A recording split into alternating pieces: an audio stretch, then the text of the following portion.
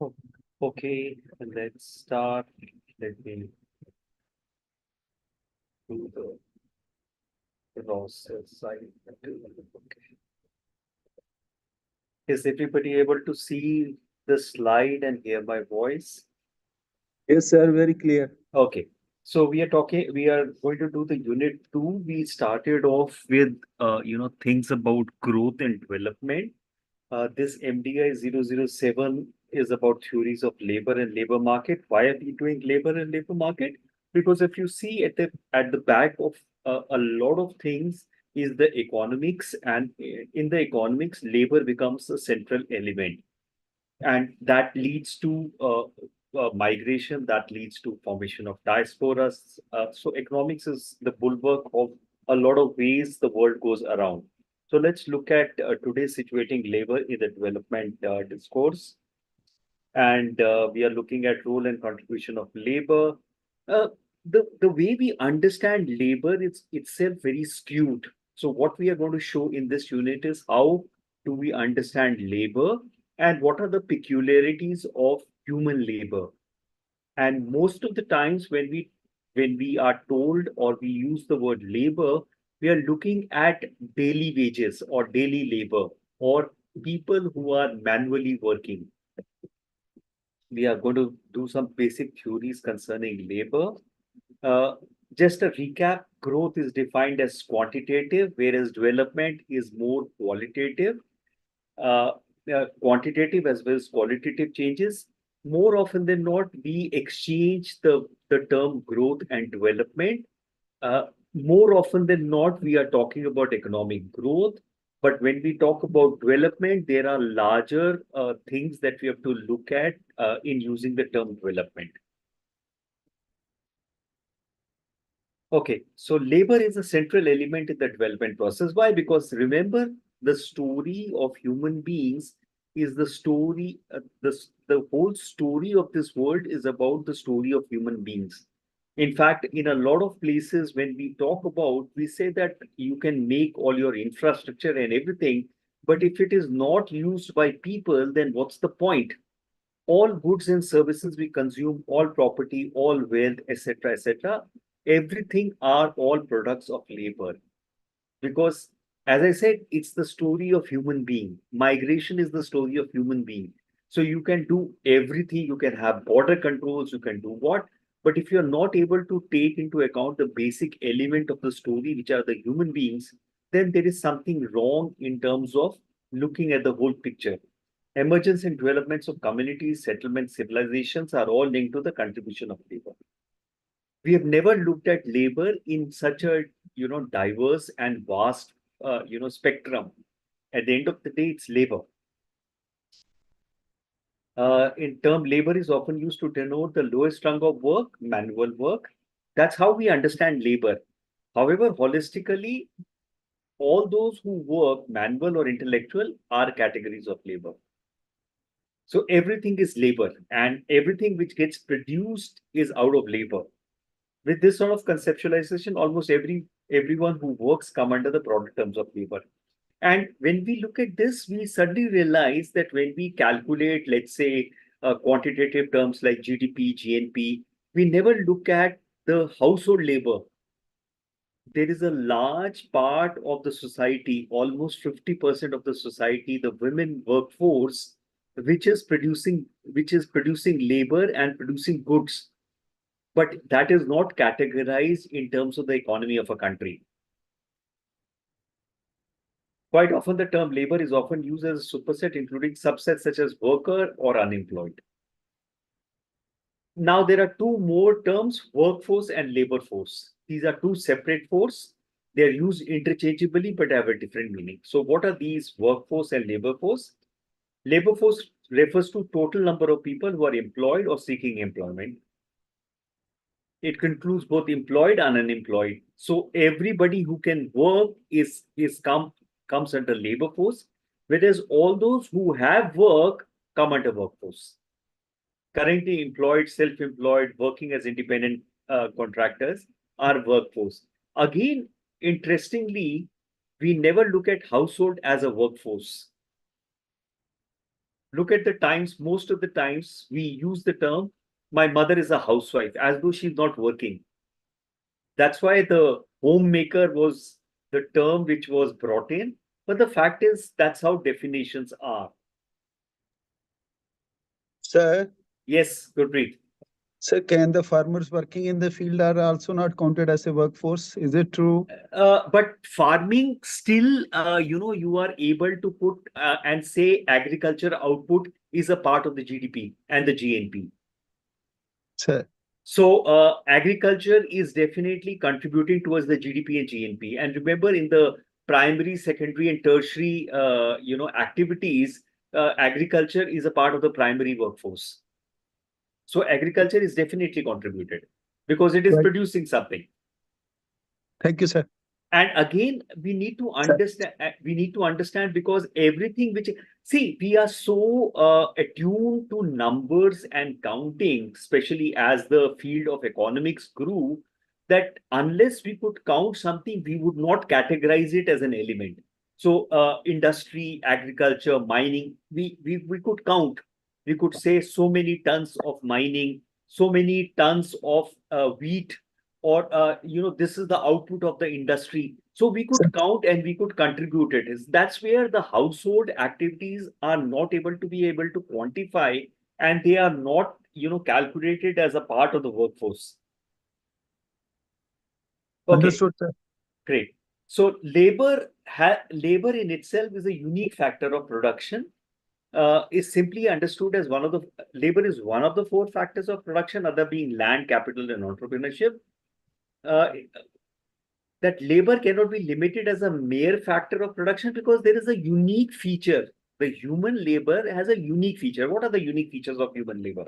So let's look at the unique feature of human labor. A, inseparability of labor power from labor. So each one of us who's a labor has a labor power is belonging to us. We own it intellectually. The ownership of the labor is inseparable and non-transferable from the person who possesses the labor power and offers it in the market. So whether I do a physical work or I do an intellectual work, it's mine. It's inseparable.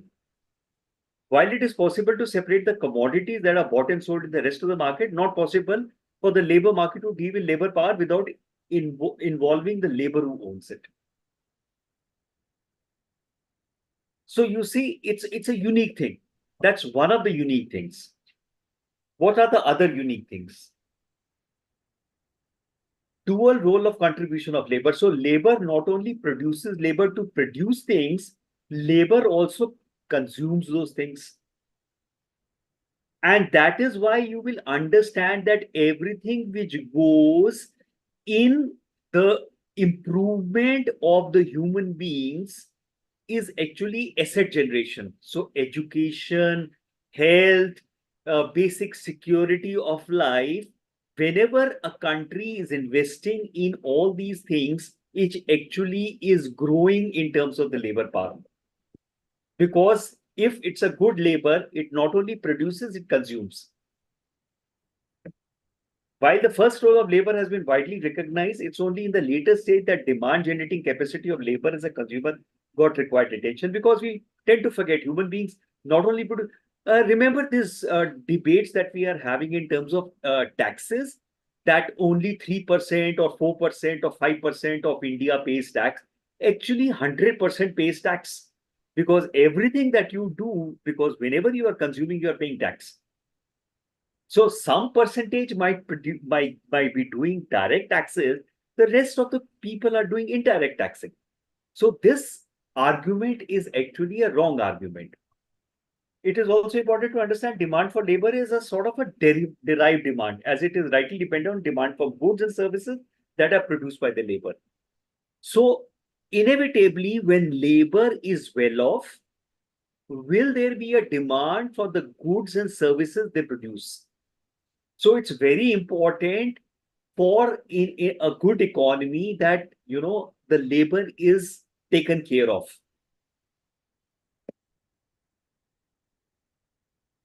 The contribution of labor in generating effective demand was emphatically highlighted by Keynes in his general theory. So it falls into the general theory of labor.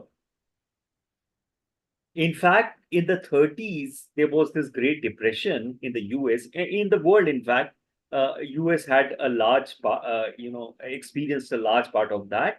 Lack of effective demand, and wages were too low for the workers to sufficiently demand the good produce in the period of overproduction. And we have seen over a period of time, if the demand is not there. I was reading the other day in terms of the demand of motor vehicles, the demand of two-wheelers have fallen because people do not have a capacity to absorb those. Besides that, the indivisibility of labor power from labor also leads to repetitive long-term personal interaction between the buyers and the sellers in the labor market. What typically trade unions do, which individuals also do. Say, for example, you are in a company where there is this annual review, where there is this negotiation between the company and you in terms of personal interaction in terms of the salary. Repeated interaction provides opportunities for both workers and employees to arrive at long-term and cost-saving arrangements. So you have performed this much, this is your performance. Hence, based on this performance, you will get this percentage increment. So that's a back and forth in terms of interactions between the employer and the employees. And this leads to long-term and cost arrangement. For example, it is beneficial to arrive at a long-term work contract to avoid job searching. Whereas for the employers, it is good because you have a working person. You don't want to lose that person. Dedicated system of recruitment, training, human resource planning, and management. So it works both ways. These all come under the unique factor of production. Labor is also heterogeneous in nature because no two people are the same due to wide variations in personal characteristics, human resource endowment, different skill levels, education, training, age, caste, gender, personality traits, and so on. Personality traits become an important thing. For example, any commodity does not have feelings. Labor has feelings because it's a human being.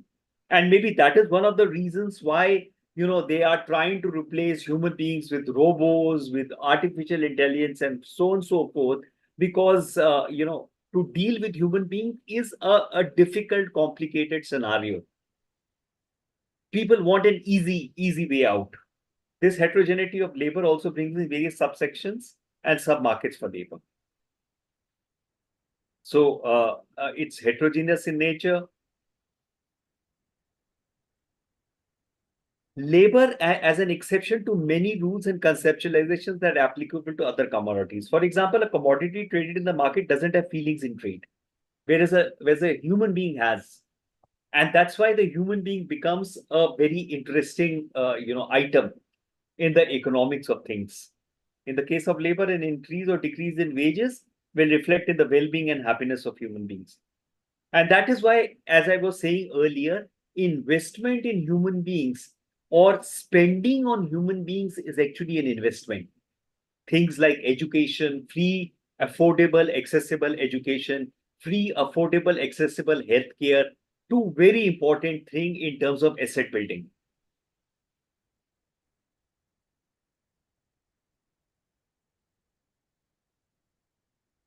So this is called the backward bending supply curve of labor, because human beings or the labor is unique. Similarly, while most commodities in the market abide by certain norms, usual of supply and demand, case of labor it may not. For example, normal goods have a tendency to move towards the market where it fetches higher price. Mobility of worker is determined by many other factors. A worker may not or need not go to a place where he or she is getting a higher wage. There are many other factors. Because of the unique nature of labor, because the unique nature of human being. So you cannot define or you cannot plan human being as you would plan a commodity or an item.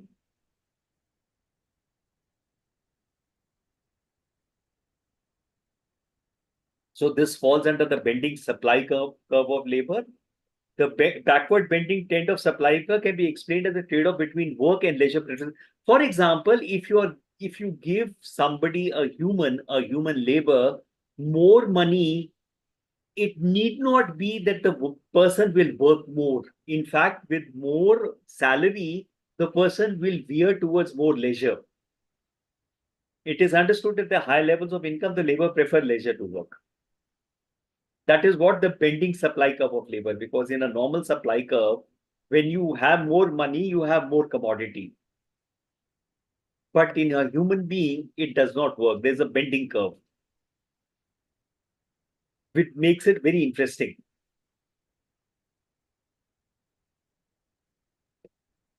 So there is a conceptualization of a labor market as a social institution.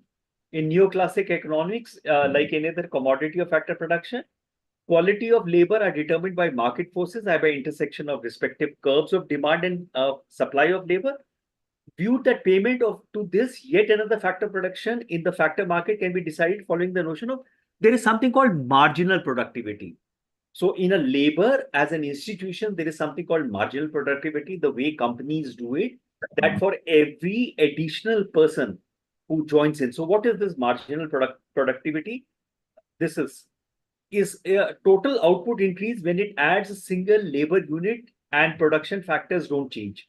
So if the production factors don't, agriculture we see that. So if there are 10 people harvesting a particular field, if you add a 11th person, what will be the additional productivity of that 11th person vis-a-vis the cost? Often experience an increased marginal productivity upon hiring new talent or improving. So if production remains the same, what is the cost of adding that additional labor unit? Monitoring this number can help a company identify phenomena known as the law of diminishing marginal returns, because it does not mean that you keep adding people and your productivity will keep going higher. It does not happen that. So that is why the labor market works on something called the marginal product of labor, MPL. Now, these are, many of you who do not have an economics background may find these terms, weird or strange for the first time to hear. Do not worry about it. The idea is you are being, primed to a new field in terms of economics. You don't need to remember these terms. You don't need to possibly even understand these terms. You need to understand the fact that when we look at migration of people moving, essentially we need to understand that every person is a labor, and that labor has a labor power, and that labor and the labor power is used to determine the economics of countries, and based on economics of countries or families or communities or societies, do migration happen.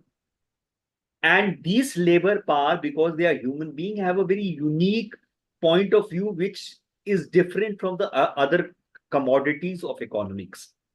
So do not get stuck onto this, individual economic terms.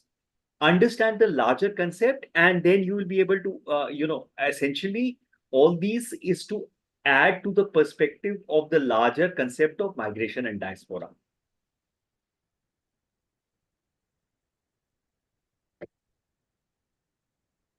Growing realization of the fallacy of treating labor just as another commodity and wage as another piece of.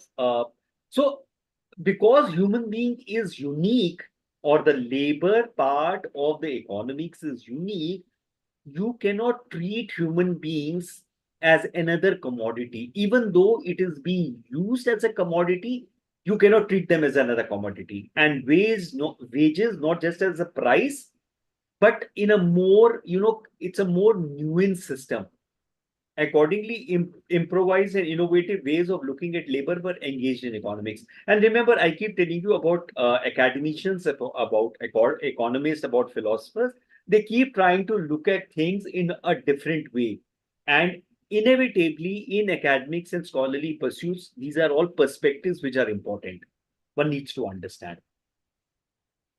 And inevitably, when you engage with academics, you realize the fact that more often than not in life, when we tend to hold a particular view of things, and when we look at multiple perspectives, we realize, oh, we never could think that we could look at things in more than one way. And in fact, in the real world, always things are looked at in more than one way. Is evident from Robert M. Solo's conceptualization of labor market as a social institution. So it's just not labor on wages, it's an institution. There were also several other approaches to incorporate several social and labor markets institutions because caste has a factor, normal and local society, trade unions, everything has a factor, has an influence on it. So every time one thinks that caste is not a factor, especially for example in India, caste is a major factor. How caste works out a human being and his or her perspectives. How religion works out a human being and his or her perspectives. So situating labor with the change context of development. Now we had in the last unit. Exact. Just a minute.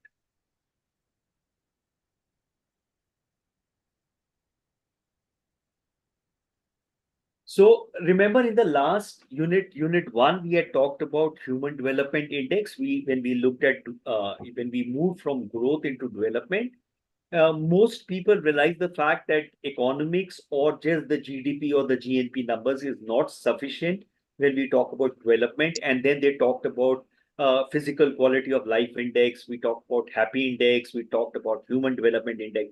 So finally, they came upon this human development index, which included health, education, and income. And more often than not, and that is why when a whole lot of commentators talk about the fact that India is this trillion economy or that trillion, it really doesn't make any sense unless we look at the other parameters. Because putting out numbers in the development sense of the word is meaningless because there are other factors. So, health initiatives, education and training programs, and economic policies affect HDI. Employment quality, labor productivity, and skills training with a mismatch between available skills and job market and impact. And today, in today's world, the 21st century world, we have also seen the major shift which is happening in terms of skill sets, in terms of technology innovations, in terms of technology disruptions. And most of us realize the fact that unless there is a continuous training with giving people new skills, most of the peoples are becoming redundant in terms of the jobs which are getting available.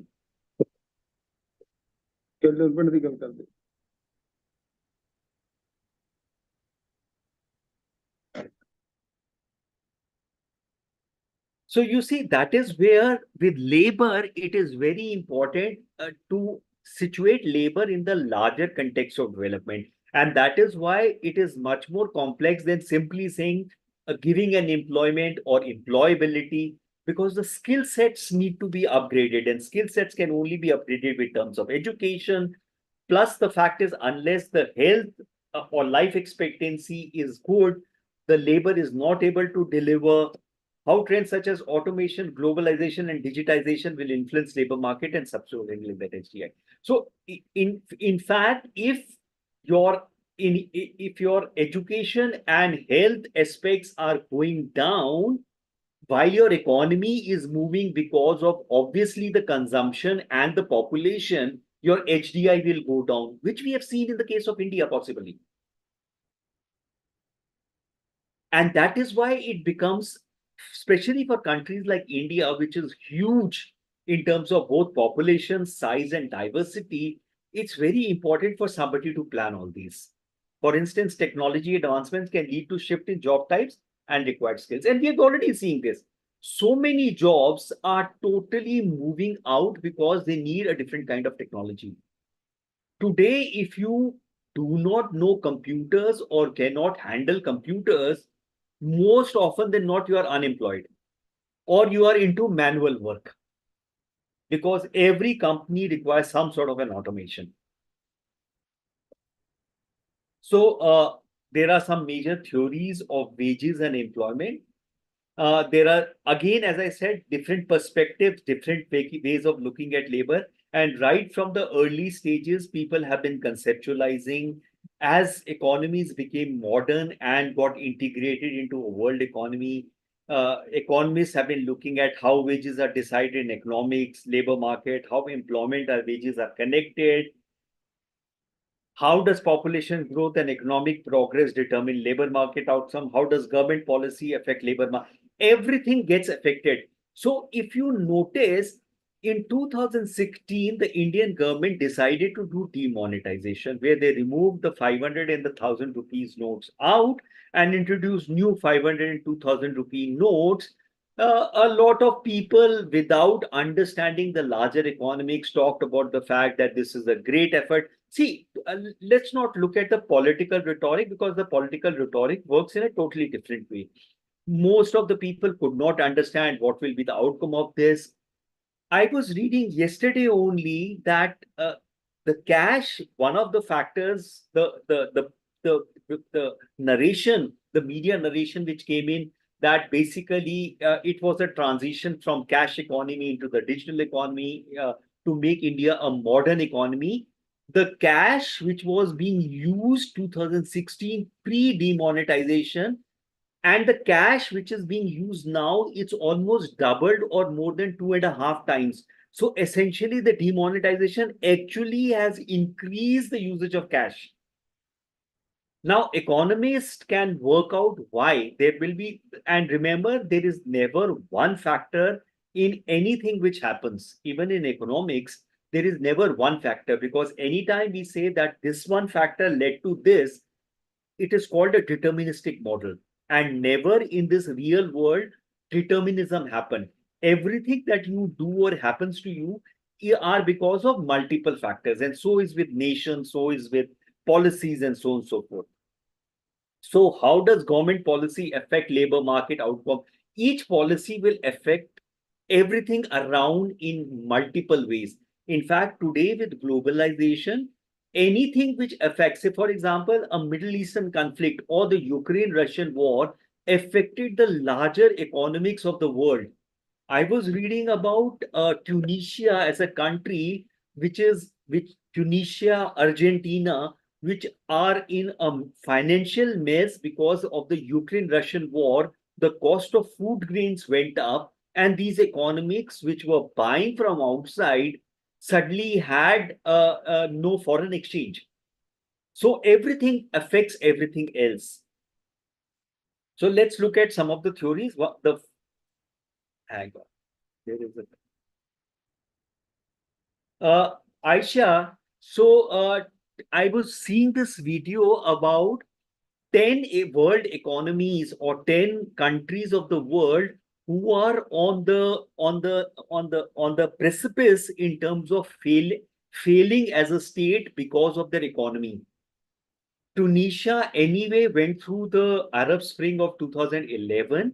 So there was this tumult in the country, political country. But besides that, remember, countries and their people, there are multiple factors. So if the governance, what happened to Sri Lanka? Sri Lanka took a couple of policy decisions, where one of the policy decision was to move from chemical based pesticides and insecticides into organic thing, which led to importing. So there were again multiple factors into this, and suddenly they realized there was no money in the economy. The government did not have money. Similarly, Ukraine and Russian war, what typically happened, a large part of the food grain was grown in Ukraine. With this war, the food grain could not be exported out of Ukraine because of the Russian blockade. Once this war didn't happen, the supply decreased of food grain. With the supply decreases, the prices went up. When the prices went up, obviously, if you are importing food grain, then you are purchasing food grain. And remember, the international market is using dollars. So your foreign exchange, primarily commodity trading, is in dollars. And if your foreign exchange starts going down, remember most of the countries' economies work out of debt. You take money from somewhere and then repay it back. So you are not only repaying, and now suddenly these prices have gone up and foreign exchange has gone out. And now you do not know how to manage it, which is happening to so many countries. We have seen Sri Lanka, we have seen Pakistan, we have seen Argentina, Ecuador. So many countries, these problems are happening. Asha? Yes, sir. It's very interesting, actually. It is, it is. I'm going to look more into this Yes. debt thing, how economies work on debt. I So, didn't know that so previously. in YouTube, there are quite a few interesting explanatory videos. You can look at that. Again, as I said, see, the good part of education today is any keyword, and I always tell my students, uh, the undergrad and the grad students, that when you are going through it, look at keywords, note down those keywords, and then you can search for more information about that keywords to. And also remember, get multiple perspectives, because remember, there are ideologically aligned people on internet is not secular in that particular way. So you need to get multiple perspectives to understand the issues involved in economics. Aisha? Yes, sir. Okay, so there are a couple of theories. One of the earliest and the simplest theory was the subsistence classical or subsistence theory, focused on the idea that value of labor is related to basic needs of worker. So as long as you are able to satisfy the basic needs of worker, you're good. Workers need to earn enough to cover their essential needs like food, shelter, and clothing.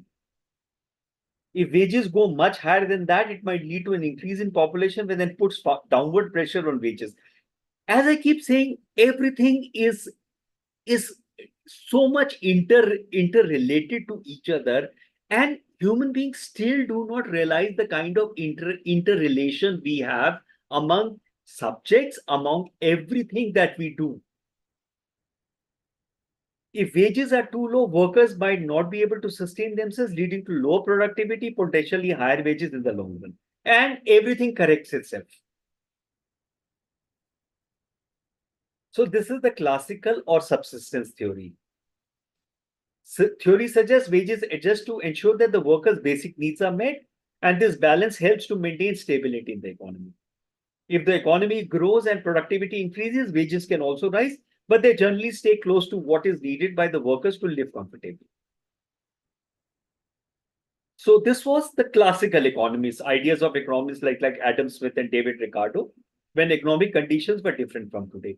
Today, globalization has put an additional complexity to the whole idea of economics. Then the next set of theories were the efficiency theories. Employers might pay workers more than the market rate, higher wages, to boost their productivity and overall performance. But we have also seen earlier that the quality, the unique quality of human labor is higher wages need not translate into higher work, because it gets diverted into leisure.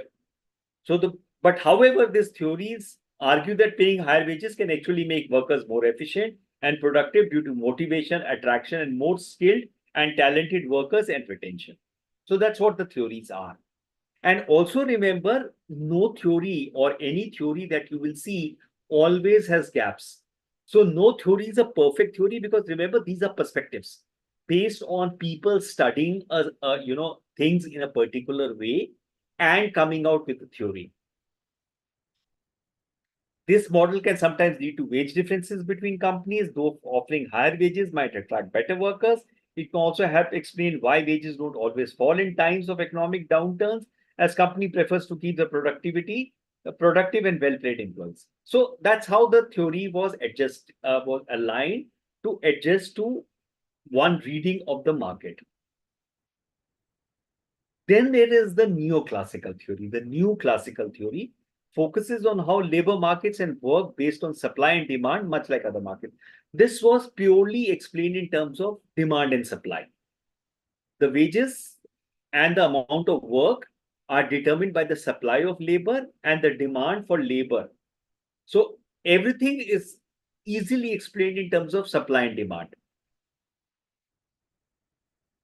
That's the neoclassic theory in a simplified way. Demand for labor, companies want to hire workers up to the point where the cost of hiring another worker, the marginal cost of hiring, equals the additional value that the workers brings to the company, their productivity. Supply of labor, workers choose how much to work based on the wages offered. Higher wages make people more willing to work for more hours or join the workforce. So the supply and demand. In fact, when we look at migration too, we look at the supply and demand. So if there is a set of countries, the global south, the global north, where there is a higher demand for workers, and the global south, where there are more workers but less demand. And that is why people from the global south travel to global north to seek work. We know that does not work always, but that's how the initial explanations came about. The theory suggests that wages and employment levels reach a balance where the number of workers that employers want to hire match the numbers of workers willing to work. So there is some sort of inequilibrium which comes. At this point, the labor market is stable. And we know very well the labor market never becomes stable. If wages are too high, employers might hire few workers because it's more expensive. Conversely, if the wages are too low, workers might not be willing to work as much as might look for other opportunities.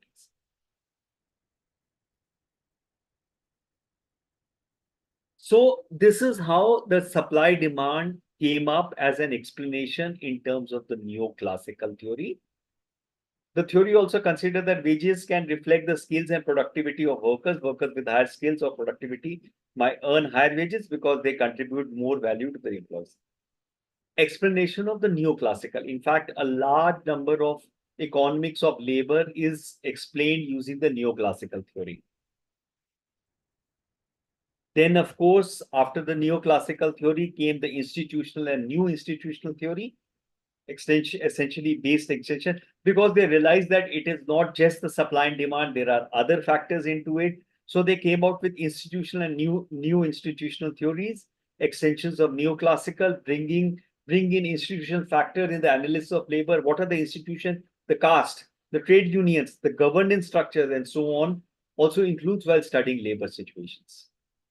So why a particular, a set of castes will do a particular kind of work, or why are they not willing to move, etc., etc., etc.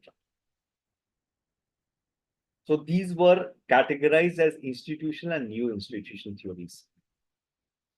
And then there were these general theories and specific labor markets, because inevitably they find out that each theory cannot be universally applicable. Provide a complete and universal applicable explanation to all labor situation. Labor situation itself is changing. For example, an explanation in the Indian market talks about the fact that you will not find labor today in the cities because, there were this explanation that labor does not want to work. There was one explanation. Then the second explanation was that the National Rural Employment Guarantee Scheme, or the Mahatma Gandhi, the Manrega, which was initiated by the UPA government, got people to just sit there and earn money and not wanting to do hard work. Now, these explanations are, kind of, very simply or armchair explanation which were put. There were many more factors to it. But the fact is, Manrega is an excellent strategy to generate work in rural areas so that the people from rural areas do not migrate into urban areas and create a mess in urbanization. So try and create employment opportunities right at their doorsteps and create community-based assets. So Manrega has been an extremely successful and a wonderful initiative.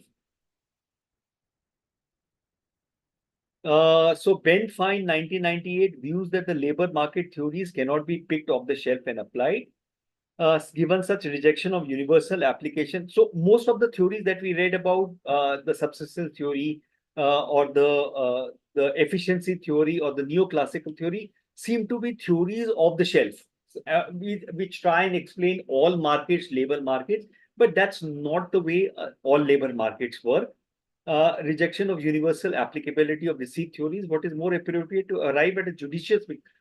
And more often, most markets work with a mixture of all, which we have seen in anything. Whenever we talk about a theory, a lot of times each theory does not work with each set of people because of various local factors. And that is where, they talk about this particular, say, that you have to find a judicious mix of various theories and empirical findings to suit the specificity of any given labor market. So an Indian labor market will be marked different from a Sri Lankan labor market, marked different from an African labor market or an American labor market. So this unit also talks about two particular economists. Karl Marx was a classical theorist, gave importance to historical and long-term understanding of development in which labor assumes centrality. Economics has been a topic of much study throughout, much of the human history, specifically right from the Industrial Revolution, when the modes of production became automated, and now into the information zone, and then the mixture of globalization, the technological disruption. Economists have been trying to figure out how, and especially today, as the society and the economics became complex, a lot of work has been put into understanding how things work. To Marx, labor is the only commodity that creates surplus value, and the entire development in the society essentially begins with the contribution of labor. So Marx was the classical theorist. Driving force of capitalist development is the exploitation. Marx was always that capitalism, the whole idea of capitalism is exploitation of labor, and inevitably the socialists and the communists, swear by Marx, and they feel that capitalism is the most harmful kind of ideology. However, the world still seems to be using or being driven by capitalism. So that Karl Marx, you can read more about Karl Marx if you go on the net, and what he said about views that exploitation begins with the denial of eligible wages to workers, explained by Marx that along with the progress, miseries of working class will grow considerably, lead to a situation with the working poor will triumph. What led to the Bolshevik Revolution in Russia, where the working class overthrew. But we've also seen, when the working class overthrows and becomes the ruling class, then inevitably the ruling class, settles down into the same exploitative mode, because the human society works on a hierarchy since time immemorial. As a history of there's a hierarchy and there is this exploitation which typically happens, and then the process keeps repeating itself. However, Karl Marx was the classical who believed in exploitation of labor. Then there was Keynes' influential work, General Theory of Employment, Interest in Money, 36. Keynes was the guy who worked during the Great Depression of the 30s. In fact, if you're interested about economics, you can read about the Great Depression, how it came about, what came up. In fact, the interesting point is there was a second depression in 2007-8, which was caused by the failing of the Lehman Brothers and the subprime market in the US. India at that time was being led by an economist, Dr. Manmohan Singh. We an Indian market got insulated out of the depression, which was there was a great depression into we never felt it because somehow the prime minister himself was an economist who was able to steer the country out of that mess. So Keynes' work is in general theory during the Great Depression, provided policy prescription to counter the negative impact of economic crisis, highlights the importance of government intervention in labor markets, essentially to ensure that workers are provided with a modicum level of purchasing power. And it's very important for governments to keep a finger on what's going on in the labor market, because it all is very complicated in the economic scenario. Argued that the main reason for Great Depression is the lack of effective demand, where working poor were not having had sufficient purchasing power to buy commodities that they produce. The poorest of the poor who have marginal propensity to consume need to be given more job opportunities. And that's where I think this was what was the premise behind Manrega. To get the poorest of the poor confirmed 100 days of employment. I think it's 100 days of employment under Manrega scheme at their doorstep. They don't need to migrate out. In fact, it was a good thing to revive the rural economy, which was stagnating. And we have seen that because of loss of lack of job opportunities in the rural economy, most of these people migrate to the urban areas, which creates further chaos in the family system because the males migrate, they ghettoize, the urban, infrastructure collapses. Manrega was, I think it was borrowed out of Keynes in terms of given more job opportunities through work programs, which will eventually divert the crisis and strengthen the economy. In fact, Manrega led to a lot of people coming out of poverty. So that was Keynes. Keynesian concepts are now even considered very important while designing government intervention in strengthening labor markets through initial employment. So Manrega was rural employment guarantee initiative. So I have a feeling it was based out of Keynes, uh, interventions or policy prescriptions is how this came about. So let's sum up. Very much in time. Labor is a central element in development process, holistic approach, including those at work, manually into category of labor. Per norms of neoclassic economy, labor is simply understood as one of the four factors of production: land, capital, and entrepreneurship. Classical or subsistence theory focuses on value of labor related to basic needs, efficiency, pay more to have better productivity. Neoclassical focuses on supply and demand. And there are some references. There's a constructive reassessment, Routledge, Ben Fine. There is Hansen, marginal productivity wage theory, economic backwardness, and economic growth. Okay, let me stop here. Let me put on my video. Come on. Hi, guys. Any questions? I hope I didn't go too fast. So the trick is always to take down keywords whenever I present a PPT. I don't think so. Most of you would have got the SLMs for MDI 007. You'll get it in the due course.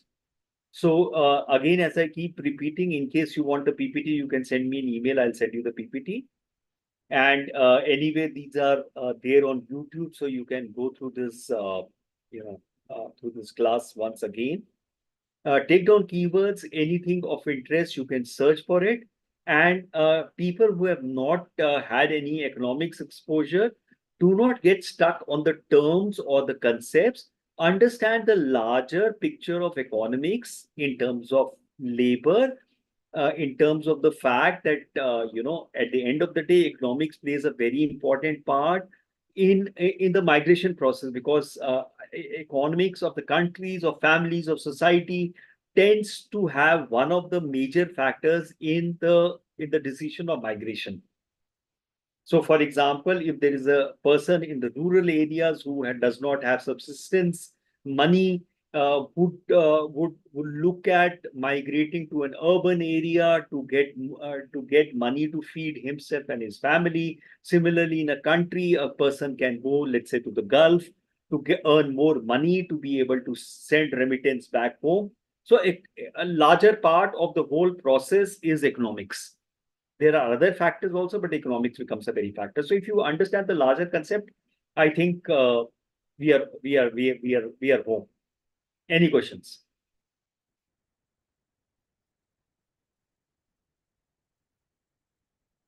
How do labor policy influence to increasing migration, considering native people? So, for example, Domingos, let's say the economic policy does not allow local entrepreneurship. For example, there are some skill sets, and the policy is discouraging local entrepreneurship in terms of non-formalized labor. So, for example, there are guys who are out selling some products out on carts, and there is an economic policy which says you only have organized labor, but unorganized labor, we will frown on unorganized labor. When such a policy happens, more often than not, these entrepreneurship or self-employed people are not capable of getting work in organized sector, and then they look at migration. Say, for example, when we look at India, let's give an example of India. Now, India, a large part of the rural sector, there is no employment. What do the people get employed in? There is not industry.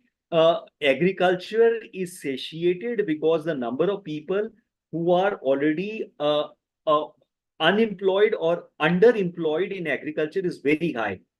And because agriculture becomes, it's almost a law of diminishing returns, in the sense that, the kind of money which is required to extract things out of agriculture, it becomes a non-profitable industry. So now these people are in the rural sector, they have no skill, their skill upgradations have not happened, or they are not educated, there are no local industries or local entrepreneurship. What do? They would inevitably look at migration. And that is where, when the government of India brought in a scheme like Manrega, which was Mahatma Gandhi National Rural Employment Scheme, which guaranteed 100 days of employment per year to every person who could manually work, in creating community assets like village ponds or village roads. Now you are getting work sitting out there where you are. What would be the need of migration? Domingos? Sir. Did you get that? Yes, I got it. Sir. Similarly, when we look at policy, that is why very important now, especially in a globalized situation, whenever you are creating a industry specific policy or a generic policy, it's very important to get some feedback from the ground. A lot of time, the bureaucrats think, or the policymakers are creating policies in an academic atmosphere, which is verified, because the real life on the ground is much more complex in terms of nuances. So unless you are able to understand those nuances and create policies for exceptions, your policy will more often than not be a deterrent and will bound to fail. For example, we looked at India and their creation of the farm laws. Now, I will not comment on whether the farm laws were good or bad. Let's not go into this. But somewhere down the line, the policy makers possibly did not engage enough with the associations, with the trade associations, with the farming trade associations, which led to the farming trade associations protesting. Now the point is, so inevitably, government has a very important role to play, and more often than not, every time we come up with this policy formulation that governments are redundant because of internet and because of globalization, governments and state is still very important. So, and this state has major power to affect a large population of people. And remember, it's the story of people.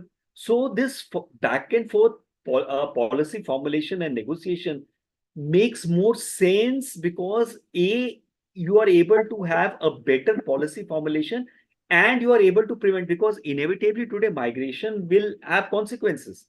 It has consequences on families, it has consequences on regions, it has consequences for countries. Domingos? Got it, sir. Okay. Any other question? Sir, Yes, Gurpreet.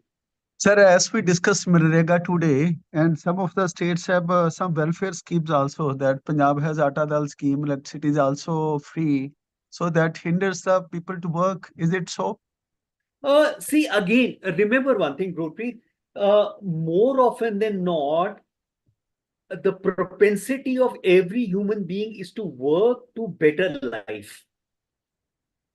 Now, you can come up with this explanation and say that once my belly is full, I do not want to work is possibly an incorrect formulation.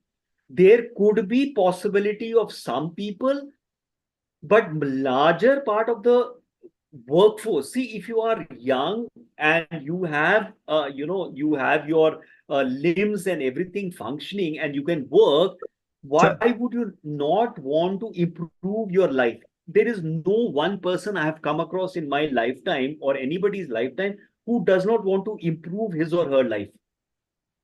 sir, And the only way to improve one's life is to do something in terms of getting being financially more well off, to be able to get some consumer items, to be able to get some.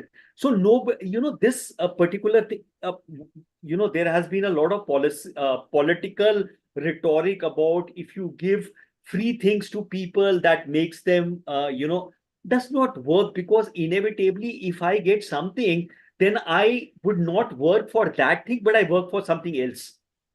very right, sir.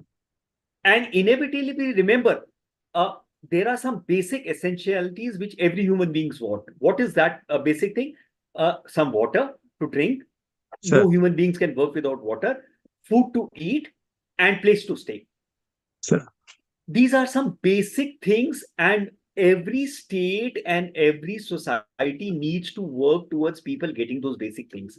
Now, if my basic things are satisfied, I will always, then inevitably, any human being will divert his or her energy and focus towards more. I will sir. not say, oh, I'm getting food. Now I've got, unless possibly I am a drug addict. Very true, sir. Very true. Very That true. could be different. That could be different. So I'm saying, except for a very small minority of people, if my basic needs are met, then I will divert my energy and my focus into other things. And Sir, remember, anything that I do goes into the economy of a country. Because remember, if I get atta, I would need to cook, which sir, I would need either fuel or I would need utensils, which I will buy, which also I will pay tax. So anything a human being does today in a modern lifestyle would be tax paying to the government in terms of growing of economy. true, sir. Unless I go into a meditative state where I don't eat anything, which is not possible.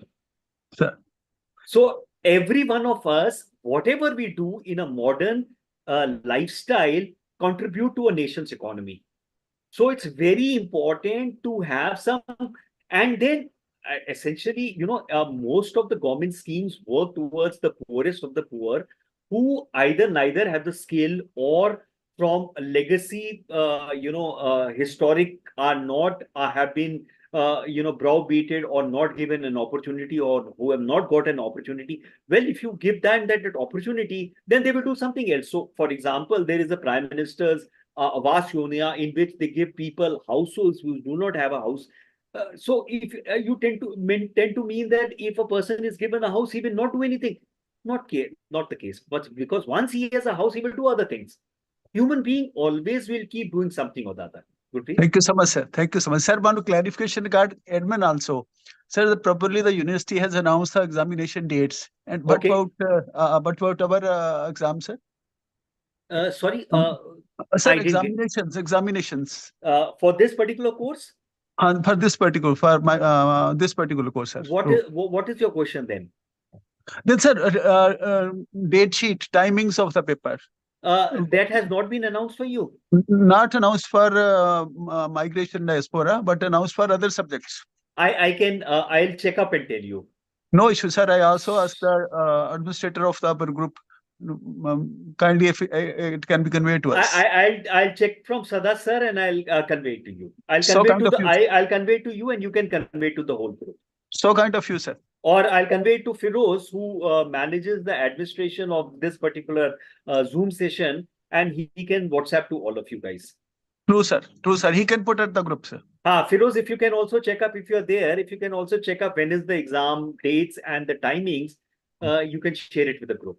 Sir, I told Sada sir, and he is going to address the issue. So Gurpreet, very shortly you will get the information on that.